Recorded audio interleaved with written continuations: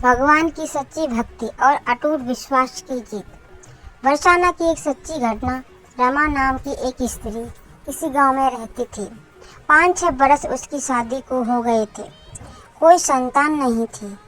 एक बार श्री राधा अष्टमी का उत्सव आया। गांव की औरतें बरसाना जा रही थीं। औरतों ने कहा, तुम भी बरसाना चलो, राधा रानी बड़ी दयालु हैं, तुम्हारी गोद जरूर भरेंगी। वह कभी 7-8 दिन अपने घर से बाहर नहीं रही थी। उसके पति और सास ने भी उसे जाने की आज्ञा दे दी। बस उसने मन में ठान लिया कि राधा रानी मेरी गोद जरूर भरेंगी। जिस दिन उसे जाना था उसी दिन पैर में चोट लग गई। चला भी नहीं जा रहा था। फिर भी वह स्त्रियों के संग यात्रा पर चली। सारे रास्ते ट्रेन में राधा कृष्ण का जाप कीर्तन करते हुए गई और बरसाने पहुंचकर नहा धोकर राधा जी के मंदिर में जाने के लिए तैयार हुए। राधा जी के महल में जब जाते हैं तो ऊपर बहुत सी सीढ़ी चढ़नी पड़ती हैं। जैसे सीढ़ी चढ़ने लगे वह स्त्रियों को बोली, तुम लोग आगे आगे चलो, मैं धीरे धीरे सीढ़ियों से आ रही हूँ। पैर में चोट लगने की वजह से चला भी नहीं जा रहा था। 2-4 सीढ़ी चढ़ने के बाद उसका पैर मुड़ गया और वह नीचे गिरने लगी। तभी एक 7-8 साल की कन्या ने उसका हाथ पकड़ लिया। रमा बोली, बेटी, आज अगर तुम ना होती तो मैं नीचे गिर गई होती। वह कन्या बोली, मैया ऐसे कैसे गिर जाने देती। मैं तुम्हें रमा ने पूछा, बेटी तुम्हारा क्या नाम है। वह बोली, लाडो नाम है मेरा, यही पास में रहती हूँ। वे दोनों सीढ़ियों पर बैठ गईं। लाडो कहने लगी, मैया मेरे लिए क्या लाई हो, ना कोई जान पहचान और लाडो ऐसी बात कर रही है। रमा ने सोचा। फिर रमा ने कहा, लाडो मैं कल तुम्हारे लिए लेकर आऊँगी, तुम्हें क्या पसंद है। लाडो बोलती है, मुझे नथनी, गले का हार, कान के कुंडल, चूड़ियाँ, मेहंदी, घाघरा चोली, यह सब चीज़ें पसंद हैं, कुछ भी ले आना। इतना कहकर वह बालिका भाग गई। जैसे तैसे रमा भी मंदिर में दर्शन करके लौट आई। आकर सोचने लगी उस बालिका के बारे में और बाजार से उसने गले का हार, चूड़ियाँ उसके लिए लाई। अगले दिन वहीं जाकर मिले थे। वह लाडो उसका इंतजार करते मिली। चूड़ियाँ और गले का हार जैसे उसने दिया, वह बोली, बस इतनी सी ही और चीज़ें नहीं लाई। और वह मुंह फुलाकर बैठ गई।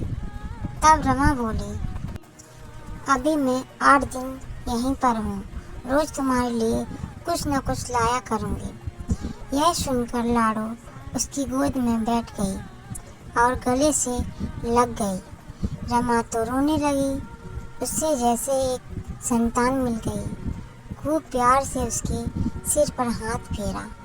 ऐसे ही वह फिर चली गई। रमा ने मंदिर से आकर घाघरा और चोली उसके लिए बनवाए। ऐसे ही रोज कुछ न कुछ वह उसे देती। और एक दिन रमा कहती है, अब यह सारी चीज़ें मुझे पहन डालकर भी दिखाओ, कैसी लगती है तेरे लाडो। बोली, कल राधा अष्टमी है, कल पहनूंगी। इस बार उसे देखकर रमा ने कहा, आज पता नहीं मेरे मन में क्या आया, मैंने एक धोती और मुकुट मोर वाला ले लिया है, क्या मैं इसे दे दूं? लाडो बोली, यह कन्वा है, मेरे साथ ही रहता है, हाँ तुम इसे दे दो। ऐसा कहकर वे दोनों सामान लेकर चले गए। अगले दिन राधा अष्टमी थी। जब रामा सीढ़ियों पर आई तो वहाँ उसे आज कोई ना मिला। बहुत इंतजार के बाद जब वह मंदिर में पहुंची तो वहाँ बहुत भीड़ थी। कीर्तन और नृत्य हो रहा था। इसी तरह भीड़ को चीरते हुए वह आगे पहुंची और वहाँ देख कर राधा जी को देखा और ठाकुर जी को देखा तो वह सामान सब जो वह लाई थी उन्होंने धारण किया हुआ था वह पत्थर सी हो गई। आंखों से आंसू बहने लगे। बात समझते देर न लगी कि वह लाडो राधा जी और कन्वा श्री कृष्ण जी हैं, स्वयं जगत के पालनहार। उसके पास आते ही राधा जी उसकी गोदी में बैठती है और उसे मातृ सुख प्रदान करती है।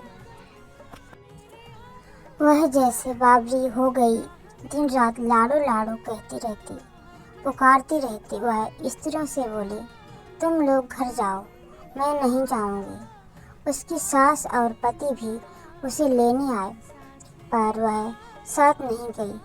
अब तो प्रतिदिन वह सीढ़ियों पर बैठे बैठे आंसुओं से सीढ़ियाँ धोती, पलकों से उहार सीखती। ऐसा करते करते उसे 30 बरस हो गए। एक दिन एक बालिका उसका हाथ पकड़कर ऊपर अट्टालिका में ले आई। वहां जाकर बोलती है, लो आ गई तेरी लाडो।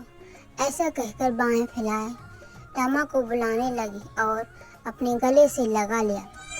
उस दिन रमा ऐसे गले लगी कि किस पार्थिव शरीर को छोड़कर सदा के लिए अपनी लाडो के पास चली गई। इस घटना से हम सबको यह सीख मिलती है कि जो भी आशा रखे, चाहे वह सकाम हो या निष्काम, केवल भगवान से ही रखे, एक ना एक दिन अवश्य मिलते हैं।